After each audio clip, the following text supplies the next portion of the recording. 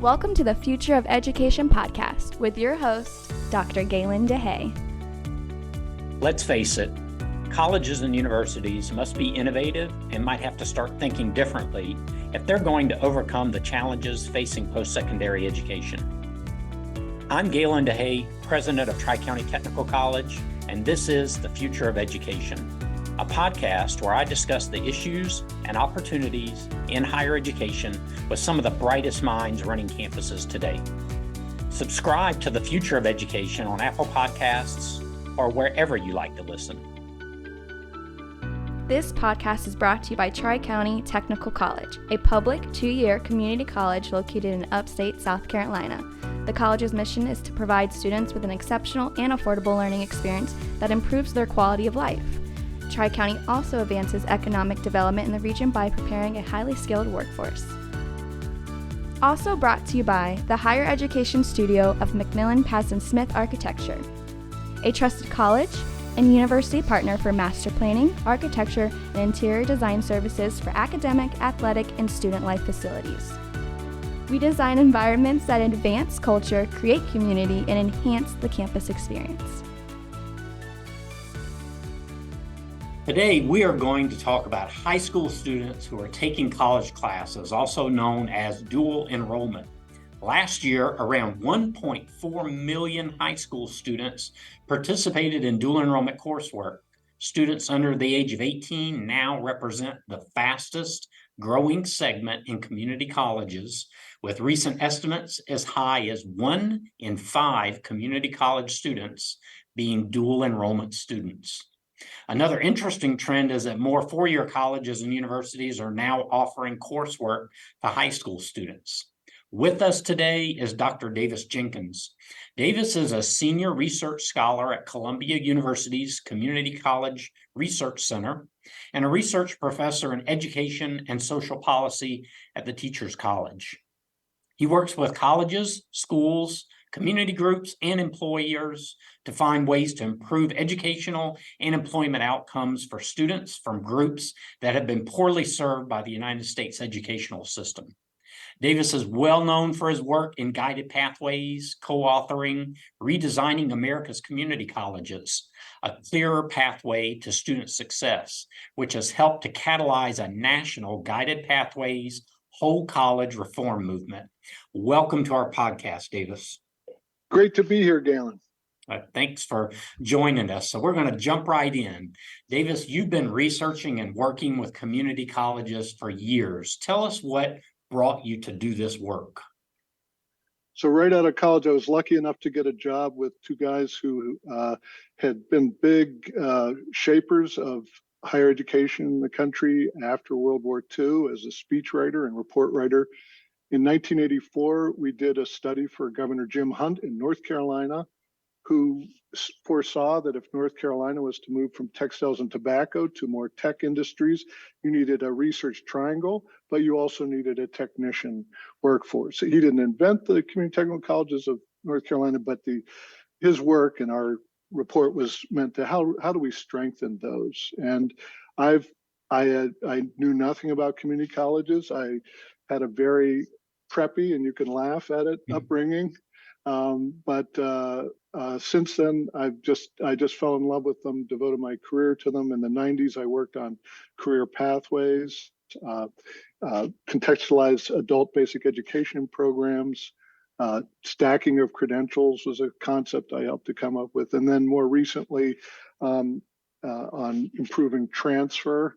And because increasingly you need a degree, at least an applied associate, if not a bachelor's, to get a job. So they've been my life and passion because I just think community technical colleges they're internationally one of the most unique institutions, and one thing that really is the key source of opportunity for our students and communities. Well, I know that we are lucky to have researchers like you who are super passionate about community colleges and the students, because you really bring that human factor to the people that you serve that I've always appreciated. So thank you for that. So as educators, we often use terms that may not be familiar to the public. So usually use terms. we have our own jargon, that is for sure. Yeah. Can you provide us with some definitions of what you think about when you talk about dual enrollment and how that term might be used across the United States? Sure. Dual enrollment, or it's sometimes called dual credit, is high school students taking actual college courses for credit. They can take them from a college professor or instructor at a college campus or online, or they can take it from a high school teacher who's credentialed to teach college courses in the high school. And sometimes college full-time faculty go to high schools. It's differentiated from other early college credit, high school college credit programs like AP and International Baccalaureate, in which you don't get the college credit by taking the course, you get the college credit by taking a test to see if you've attained the standards. Yep. And then it's very much up to the university you're applying to or the college to decide whether or not they want to take that credit. Clearly, there are some variations, which we're going to get into here in just a little bit. But I'm very interested in some of the work that you're doing in this field.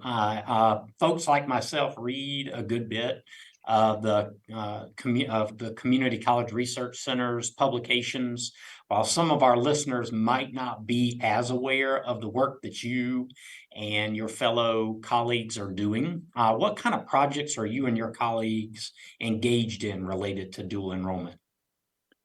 So dual enrollment has been a focus of our work for a long time. And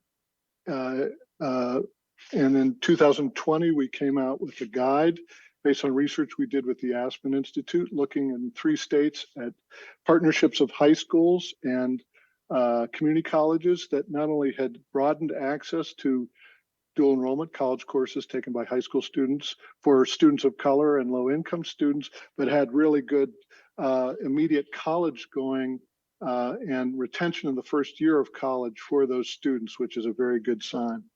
And we noticed that many of these colleges were taking, in the past, many community colleges take a sort of a laissez-faire approach to dual credit, where they just offer courses, and typically those courses are taken by students and encouraged by their families who are already going to college or university, which is fine.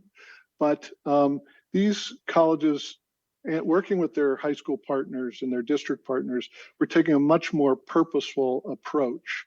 And we also have seen this in work on guided pathways, colleges extending sort of these assistance for students to explore, get on a path, get a plan, applying those kind of practices to students in high school. So right now we have a big focus on what we call dual enrollment equity pathways. The slogan is beyond programs of privilege and random acts to dual enrollment equity pathways, which is a more purposeful approach. We're interested in how to do this on a large scale. Dual enrollment it's probably one of the most powerful educational interventions. It is the most powerful intervention I know. There's been lots of very rigorous experimental research on so-called early college high schools and P-TECHs in not only students who participate are not only more likely to graduate high school and go directly to college, which I said is a good thing, but to graduate college. Right. There is no other intervention. And these P-TECHs and certainly early college high schools serve lower income students. So they're able to achieve for a group of students what we really do miserably at scale in education in that college to high school transition. But we and others have done research on just dual enrollment course taking. I mean, early college high schools P-TECHs, as you know, are great, but there's limits in scale. We need to keep scaling them, but most students are just taking courses. So the question is, how can we take this more purposeful approach for students to dual credit, for students who are just taking courses? And we're working on research with state agencies in Florida, Texas, and Ohio to see what this looks like in practice, to develop data tools that people like you, college presidents, college leaders, and high school principals and superintendents can use to broaden access and make it more effective, and also look into the economics of it, which really varies. So you've hit on something I want to dive into a little bit more, and that is why dual enrollment exists in the first place for high school students. So if you had to summarize a couple of goals for dual enrollment, what do you see are the primary goals for dual enrollment programs across the U.S.? Well, they originated as colleges started offering, seeing high school students coming in taking courses and then starting offering those.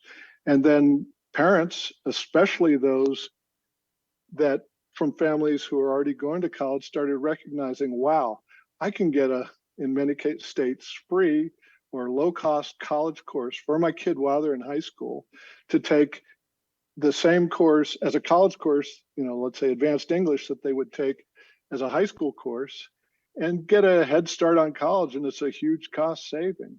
And this is just, families are driving this. Initially, it was, college going families and students, which is great. It gives it a lot of political power because it is good. They recognize it. What we're trying to say is, how can we extend this to families who generally aren't told about it because their kids are looked on as, as not going to college, which is crazy, but it's also a huge opportunity there. Yeah. So this is just driving this, and community colleges have been losing adult enrollment. Not as much in South Carolina, I know, but in most states, community college enrollment is way down of older students, and they're also losing market share to universities for traditional college age students of 18 to 22. Yeah. So this has been a way of colleges to backfill their enrollment, and we're saying that's great, but we're saying, look, first of all, we found that the good thing is most of these students go to a college or university. Many more actually come. There's this assumption among community colleges often that students are all going to university, and it's great that students who go, but many come to them. They don't even realize it. Yeah. And we're also saying, look, you can recruit these students into you on the way to a bachelor's degree, taking the lower division courses with you, with your small classes, dedicated teachers, closer to home, cheaper for the family, as a low-cost route to that, lower division, and then transfer to the university in a field of interest, or to one of community college's really powerful applied associate degree programs in healthcare and manufacturing, which are like, those are just gold, because you're getting in jobs soon, potentially within 2 years, that are paying a living wage, and just as important, you're getting all kinds of training and learning on the job, and your employers are going to pay for your bachelor's and your master's and your PhD. So we're seeing colleges sort of have this sort of just happened. It became big, like you said, 1 in 5 students nationally, and we're saying, look, your enrollment's down. Think of this as a way twofold: to build back enrollment, but more importantly for your mission, to expand access to college, bachelor's and applied associate degrees, especially for students who wouldn't otherwise go to college, because no one's really believing in them and telling their parents that this is a debt-free way to a college degree that's connected to career path and employment. And by the way, employers in South Carolina and everywhere are killing themselves for these and paying good wages for these, knowledge workers. Yeah, there's a lot there. It sounds to me like dual enrollment has truly evolved from serving the maybe the top 5% of high Exactly. school students to having all of this opportunity to unleash the potential of first generation students or under-resourced populations that exist. So if we're able to leverage this, I want to talk a little bit about the experience that dual enrollment students get. There are a number of research articles that are out there about dual enrollment students and the experience they have while they're in these programs or these offerings. One of the groups uses a term that I like a good bit called an authentic experience. So in your opinion, what makes up or what constitutes an authentic experience for a dual enrollment student? So this is a really good, too often it's just a college course taught sort of independent of other aspects of the college experience. Probably most important is that it has to be a college course in the sense not just of academic standards of content, which are, things like the AP are focused on, those are important, but really teaching you college ways of thinking and learning. What distinguishes a college course and the ideal is they make you think, they make you write, they make you communicate.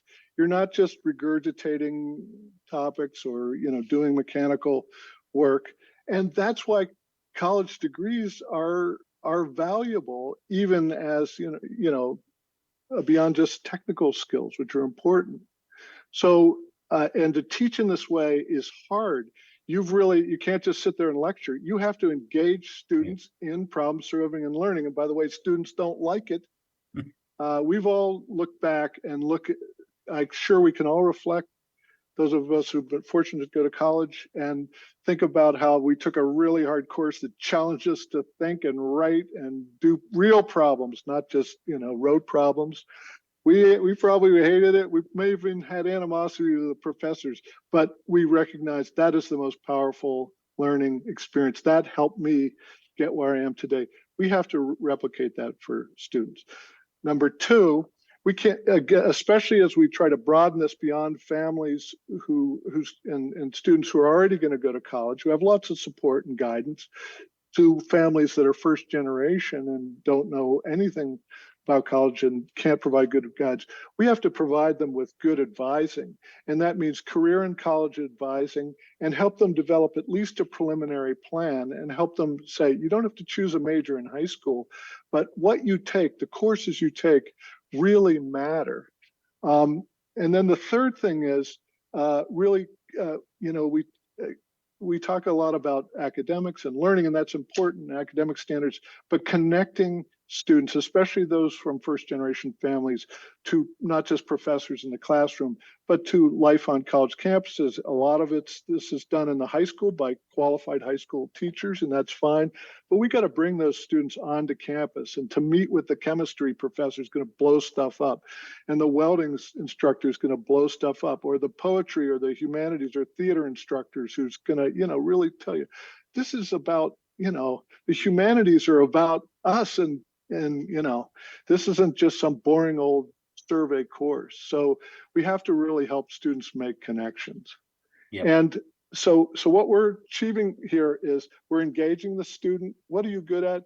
We're trying to connect them on high school. We're building their confidence as learners by, engaging them actively. And then we're helping them get a plan, which isn't their plan for life, but it's at least the direction.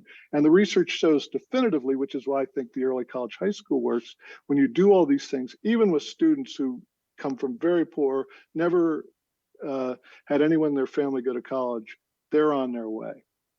So when you mentioned when you do all of these things, and that often manifests itself in some structure like an early college that's correct, highly designed.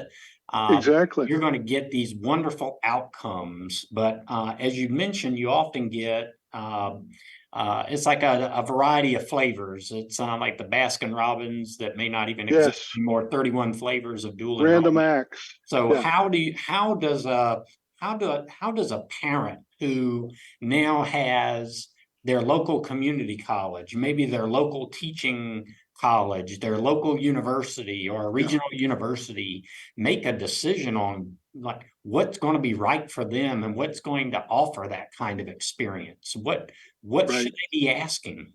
The key thing, one of the key things is the college advising my student, and not just, but to really helping them begin to do career and college exploration and helping them think about a plan for college. This is the most powerful, I can say based on the research, free or reduced cost, debt-free path to a career-connected degree that there is. But you've got to play it right. The student has to at least start exploration and begin to get a direction. And so the college, not just their high school counselor who's got to get them through high school, which is important.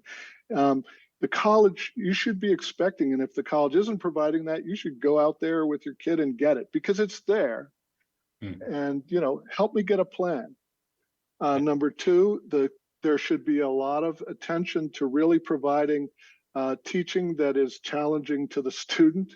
There are advantages of it's tougher for a high school student to be in a real college classroom with like 30-year-old, 40-year-old people in all ages. It's challenging. On the other hand, if they can make it through, that's also good. But even when it's taught in the high school, it really needs to be taught differently than high school courses to really teach these thinking skills. And then finally, again, I think the college should be reaching out and bringing you and your colleagues your fellow students on campus. So with a community college, that's typically, easier to do than going to a university, even in the same state. So if you're not getting these things, you need to get them. But if you do get them, this is the best investment in college, not just cheap college courses, but an affordable college degree that will lead somewhere. Yeah, I think we undersell often this notion of having students on a college campus. While it may not be possible in all cases to offer those courses on the campus. Yeah, they're on campus at some point in time in a structured, purposeful way, because otherwise, if dual enrollment is a intervention that helps a student transition to college, how in the world would they transition if they never even stepped on a college campus? The colleges that do this well get all like 9th and 10th graders from all the public schools locally or private as well. Bring them on campus, have students choose an area. I'm interested in industrial arts. Meet with the faculty, meet with the student. Whoa, my sister dated that student. I know that guy. He went to my high school and now here he is seeking applied associate degree. And he's got an internship from a major auto manufacturer. I'm thinking South Carolina here, that kid went to my high school. I could be him. And he's going to tell me, you need to get a plan. If this is the direction you're interested in, these are good teachers. You should be taking these courses, so this networking is really powerful. Potentially. And it's the best marketing. You can have all kinds of social media in colleges, I know, and TV, but seeing an acquaintance who's in the applied associate degree in advanced manufacturing at Tri-County Technical College, who was at my high school, just like me, and that guy's on his way, or that woman's on her way. There's nothing more powerful than that. That is gold. I agree. And you can do that affordably. You don't even if all the courses are offered at the high school. We do have to support the high school teachers, and we also see good quality control because universities especially and parents ask about, is this quality if it's being taught by a high school instructor? I think that if high school instructors are well supported by their departments on the college, in some ways they can be better because they're used to teaching students, but they have to change what they're doing. They have to move from high school, even if they're teaching advanced courses. So parents have to be advocates for this unless they're fortunate enough to be in a place which is getting this, and more colleges are getting this, because it works. Yeah. So you've alluded to this in a couple of your comments, but to put a point on it, what kind of outcomes are we seeing in the research, and what outcomes are students experiencing when they have completed dual enrollment coursework? Dual enrollment students are much more likely than students enter college. They complete in 5 years at a rate higher than students who enter either community college or a 4-year directly after high school.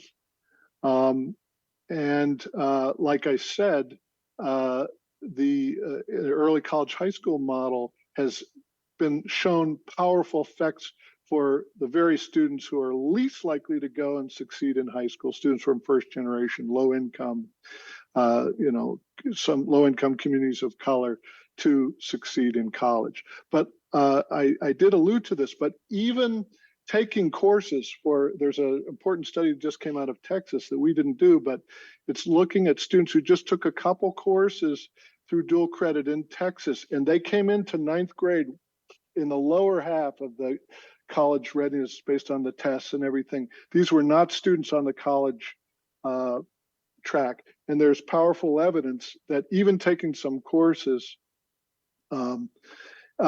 propels them and increases their chances not only of going to college, but of completing. And what we're saying is, if you wrap that potential effect with good advising, with really well supported teaching, and with this networking and connection, and first of all, reaching out to my family and communities and telling me that this is like the best free college, debt-free path in college path in America, you're going to get amazing results for these. And it's good for the taxpayer because, like you said, early college high schools, and we're huge supporters of them, they need to be scaled, but they're expensive and they're hard to do. We can do this if we take just tweak with pretty much the existing resources we have, how we advise and connect students just taking a few courses. So I know you're working with numerous groups, Aspen Institute, a number of colleges across the nation on structured pathways for dual enrollment students. Tell us a little bit about that work.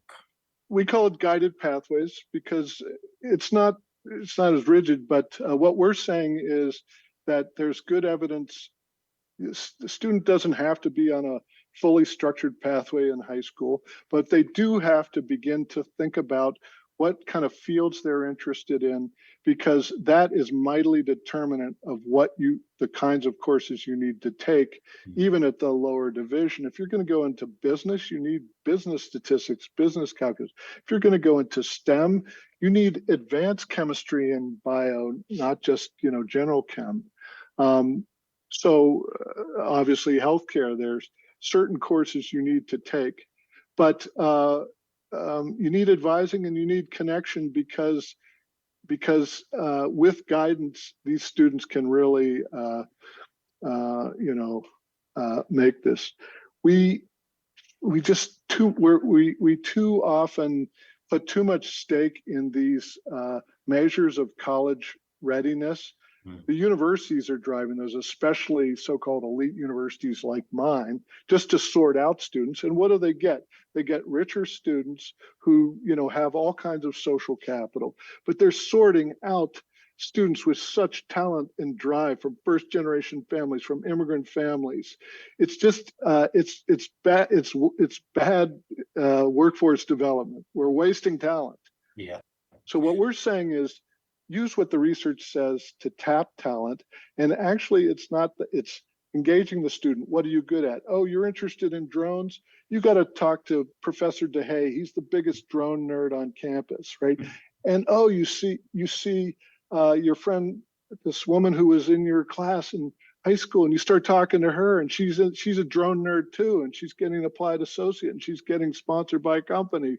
The utility in South Carolina to get a degree as a technician to monitor electrical grids using drones and other technology. And you're like, wow.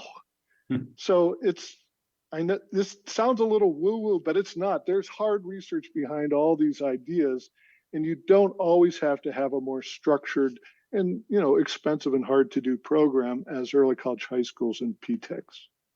So there's so much opportunity, in particular for populations that you've mentioned, for colleges and universities to consider dual enrollment as a pathway for students that may not have ever considered going to college. So what issues should colleges and universities be considering as they are growing their dual enrollment programming? Just by offering these courses, students aren't going to come to you, especially for community colleges. And I would say to universities, work with community colleges because they have closer connections, as well as do your own marketing. But to reach out to churches, to community groups, and educate people, especially people's grandmas, who are going to get on them, that this is a debt-free path to a college degree that is connected with a career in fields that employers in our area are dying for and paying good money for, and that would transform your family. But you've got to do it smart, and these are the kinds of things you need to expect from the college and the support for your school. I was talking to folks in Yuma, Arizona, and reaching out to very poor communities in Spanish, talking to families saying, look, your daughter could get a debt-free college degree from Arizona State or University of Arizona, but these courses are hard. They're college courses, so you got to give her time, and we'll help her. We, the community college, will help her get a path, make out a plan if she wants to go into nursing or whatever she's interested in, and so it's a good deal because in many cases these are offered at free or low cost, but you want to get dual enrollment with a purpose. And if the colleges aren't providing that, you go seek it out. And, if you're a community group or a church, you should be educating your families about this and working, community colleges and universities, working with schools where you're not already tapping into that talent and drive that otherwise we're just wasting. So, Davis, as we wrap up, I like to ask a final question to our guests. What's your advice to community college leaders as they work to create the future of education? These are really trying times for community colleges. As always, community colleges are asked to do the hardest business of teaching in post-secondary education with the least money. On the other hand, you have there's competition from online providers and universities and the like. You have a competitive advantage, a series of competitive advantages. Number one, your connection to the community and high schools and community groups as a way of building recruitment, but you have to be active about it. Number two, a focus on high quality college teaching. You value your teaching institutions, whether it be in technical fields or arts and humanities. So lean into that teaching. Teaching online is hard for your faculty, so support them to teach. But teaching is the transformative thing. And then very importantly, you have to see yourself as not the end, but a way through to university degrees or to the kinds of jobs, technician jobs, where the employer will not only provide a lot of on-the-job learning, but training. So you have to build your supply by building the pathway and offering programs and supports that enable students to advance economically. But there's no institution, if community colleges and technical colleges don't do this, there's no other institution that's going to step in. The universities, by and large, the schools can't do it.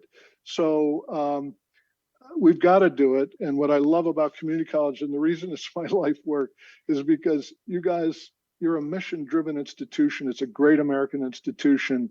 And you've shown, and legislatures love the fact that you do all this innovation connected to your communities with limited resources. On the other hand, we think this is a way to continue to grow your enrollment by offering more value for students, by opening up access for students and families who wouldn't otherwise come to any college, and really grow higher education in a time when there's lots of forces that are,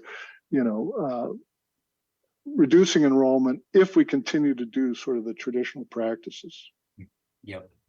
Davis, thank you for sharing your insights about dual enrollment and the very important work that you're doing to advance student success in community colleges. And personally, thank you for your passion for the students that we serve. Thank you for being. Are you kidding me, Galen? Thank you for honoring me as a leader of one of the leading thinking and acting institutions in the country.